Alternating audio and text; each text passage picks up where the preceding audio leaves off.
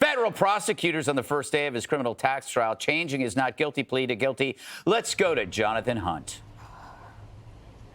Greg, an extraordinary end to what has been a bizarre and dramatic day. In the last few minutes, Hunter Biden has pled guilty to each of those 9 tax-related charges against him, and Judge Mark Scarsi has now set a sentencing date of December 16th. We are awaiting Hunter Biden's departure from the courthouse now. It all began with an unusual arrival in that he showed up and was dropped off curbside by Secret Service, when in every other hearing in this case he has been driven in to an underground garage. That's when we thought this might be an unusual day.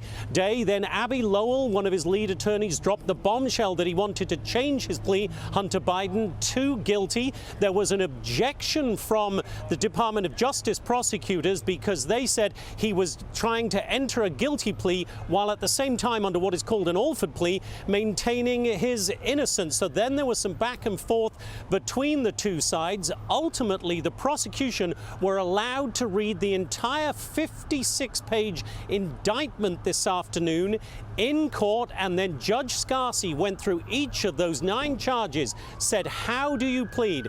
In each case, Hunter Biden said guilty, and the court chose to accept what Judge Scarsi is now calling an open plea rather than an Alford plea. So bottom line, Hunter Biden has now pled guilty to those 9 tax fraud-related charges, and he will be sentenced on December 16th. The maximum sentence he can receive, 17 years in prison and $1 million in fines. President Biden has said all along, of course, that he will neither pardon Hunter Biden in this case or indeed in his gun case, neither will he commute the sentence. Of course, President Biden said those things before he decided not to run again for the presidency. So sentencing December 16th, we'll see what a President Biden on his way out of the White House in January then does. Greg? Thank you. Jesse. Right, thank you. Greg. Judge Janine. Back to you, Jesse. Back to Judge Janine, Greg. So he goes in there and we think we're getting a trial. We're not getting a trial. What does this do to the judge now? Does this change the way the judge is going to sentence? Well, look, anytime you get to the day of trial and you have a jury waiting there, usually well over 100 people, the whole ambiance of the courthouse changes. The prosecutors are on their game. Abby Lowell should be on his game, except Abby Lowell knew that he wasn't going to be trying or defending Hunter Biden. So the issue that is so shocking is that these two, the prosecution and Abby Lowell, had conspired to have this plea deal that had never been done in the history of the Department of Justice to pull the wool over the judge's eyes. Judge saw through it. They were trying to give Hunter immunity in perpetuity, which means forever. And in the end, the judge threw it out. OK, so now what you've got is they come in and they say, we want an Alford plea. An Alford plea essentially means that you are not going to plead guilty, but you concede that if the prosecution put out all the evidence, you would be found guilty. An Alford plea is very unusual. It is constitutionally acceptable. It is rarely done. In my office, we had 40,000 cases a year. I remember one Alford plea that I took. Department of Justice would not agree to the Alford plea, so the only option for Hunter was to plead guilty to all counts. You don't need anyone's permission to plead guilty to all counts, and go forward with the sentencing. But there was real bad blood between the prosecution and the defense here. You don't do this. When lawyers are trying cases, you don't come in and say, want an Alford plea, and the government says, we're not giving you one. You didn't do anything for us. We've got no reason to give you one. And so then Hunter has to, plead to everything. Judge will sentence him on December 16th, and I don't care what the judge sentences him to, because in the end, his father, no longer running for president, will most probably pardon him. Mm-hmm. Who was this Alford guy anyway? Sounds like a real jerk. Yeah, he was. But, he went down in history. He sure did. In perpetuity. Thank you. Do you know Jessica, that means forever? I do. And I want to know if you were aware of this. NPR says Biden kept Trump's tariffs on Chinese imports. All of them? Bloomberg, Every single one? why Biden is escalating Trump's China tariffs. Just to be accurate, want to make sure the audience has all the correct information. But let's go back to Hunter Biden, your favorite subject. Yes, let's get back to that. Goodie. Do you believe that maybe there could be a deal, and Kamala, if she would win, maybe she pardons so he doesn't have to pardon his son? Would you accept that? That it's feasible? Yeah, I mean, I think so. that's a nice way to finagle out of having to pardon your son. Sure. I don't know. I was trying to process this when I saw it come across the interwebs earlier today. As a parent, how difficult that would be if you had the power to keep your kid out of jail and you weren't running again, right? That was part of the campaign because Trump was out there and people were saying, well, he's just going to let him go. And Joe Biden was saying, absolutely not. So I could see a world in which he does lean on Kamala for something like that, or Kamala just says, this is something that's important to me. You know, this is part of the administration. The Bidens and the Harrises, or Harris/Emhoff, seem to be very close. It's feasible, but commuting his sentence, I feel like, might be also a way to do it without doing it. Like, well, he ruled that all as well. I understand, but it's not as severe as a pardon, so I could see it. But that's a tough spot for a dad to be in. So imagine if Joe Biden was still the candidate. This trial would have been going on as the debate was happening. Yeah. And I think, back then when Biden was still the candidate, I remember we would talk on this show. I mean, imagine if Trump were to say, don't worry, Joe, I got him. I'll take care of it. Like, I'll pardon him. Like, and that was something that you could even imagine Trump might be willing to do. And so I would ask the same question. I don't know if Kamala would do it, but Trump might do it too at that point. But now, who knows? Because, I don't know. That's funny. This morning, I felt like, well, I did say to the lawyer we had on Newsroom, I'm going to ask a dumb question. Can Hunter Biden plead guilty today? The answer is yes, but I'm not a lawyer, so I asked the question. And then a few hours later, he did. So that avoids a messy trial that would have gotten a lot of attention. Maybe not on other places, but we would have covered it certainly, but also social media, all of those clips in and out of court every single day. And now, right in the middle of the Christmas holiday season, when Joe Biden and Jill Biden are having all those Christmas parties, you'll have a sentencing. I imagine that Joe Biden probably will do something or secure something for whoever wins. Right. Like, he might, if Trump wins, he might say, can you help me out?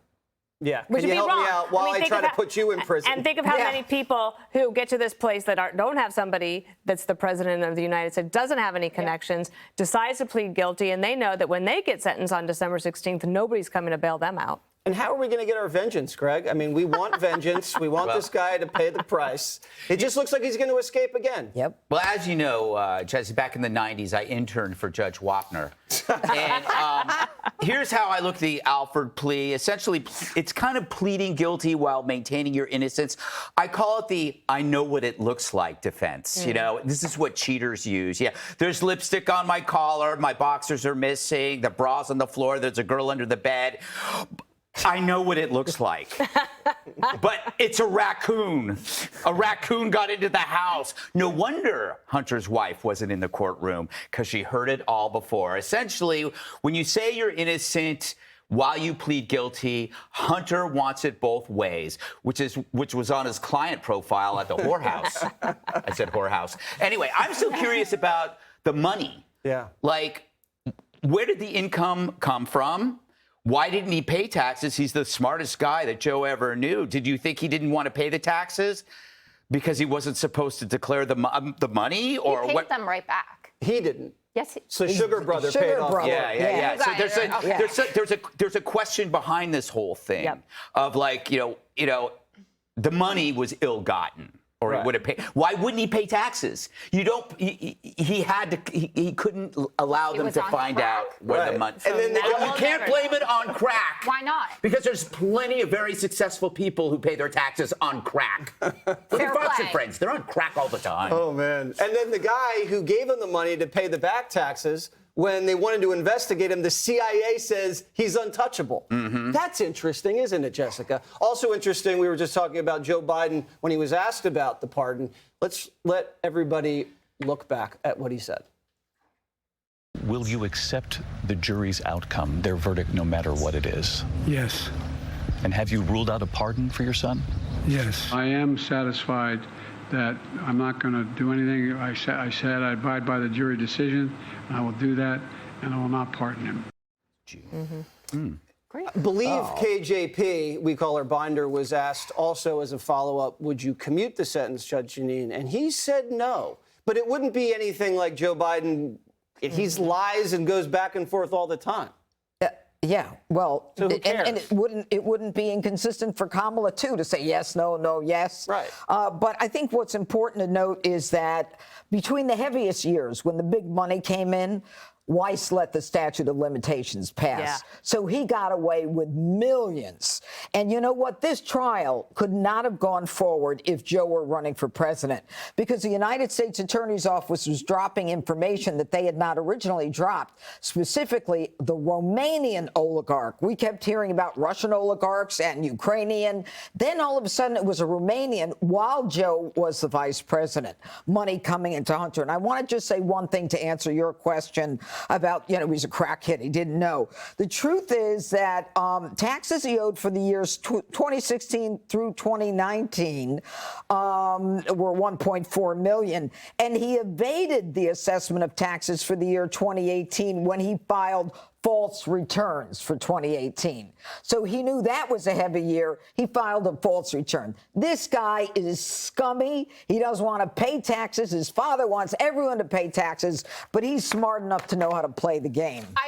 So I have no objection to this, and you would be hard-pressed to find a Democrat who's defending Hunter Biden. Hunter Biden's not on the ticket. Hunter Biden isn't a public servant. I'm not saying he is. No, but he has always been treated as he was treated veil for Joe Biden because that they are a was the president. mobster. He got away nepotism. With it, and he used his father's business to enrich the family. Well, it's a little bit more complicated than that, because otherwise James Comer would have ever had something. He doesn't have the Department of Justice to indict.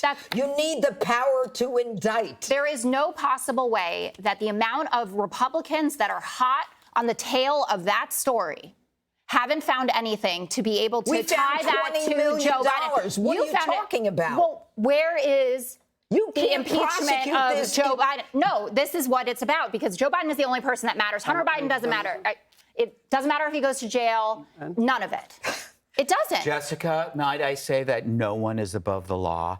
Sure. Because you guys say that all the time. No one is. And I think what the frustration is, we just want the same amount of anger and attention devoted to Hunter that was devoted to Donald Trump's kids over stuff that didn't exist. That's all I ask. What are you talking about? Oh, my God. Come on. Oh, they were investigating them over secret meetings and finances and corruption. Oh, all the Russian orphans? The Russian orphans? Yeah. Well, so Ivanka Trump has double digits numbers of patents that went through. They did meet with Russians. We're going to talk about Russian disinformation in the podcasting and YouTube. Tell me more about these orphans. Well, I don't know. Don Jr. would have to let us know about those orphans. I want to know. You brought it up. Well, tell me about the orphans. That was the. Are you joking? From the Trump Tower meeting, that was the cover. No. No one else was awake then. Dana, you know how many years he faces? 17 years and $1 million in fines. Well, that's a big commutation. The sugar bro was in the back going, something. I don't know if I'm good for that. I don't know. I think back to stories that we have heard that the Obama White House was concerned about Hunter Biden's involvement and what was happening, and it was one of the reasons that Joe Biden was encouraged not to run in 2016. And that's why I think you still have some bad blood between the two. So you got guns, you got drugs, you got prostitutes, you got bribes, you got millions coming from overseas, and this guy's not gonna serve any time. That's the problem with the system, and that's why we're running against a rigged system. No one should be above the law, Jessica. I know. Jessica, and your orphans. And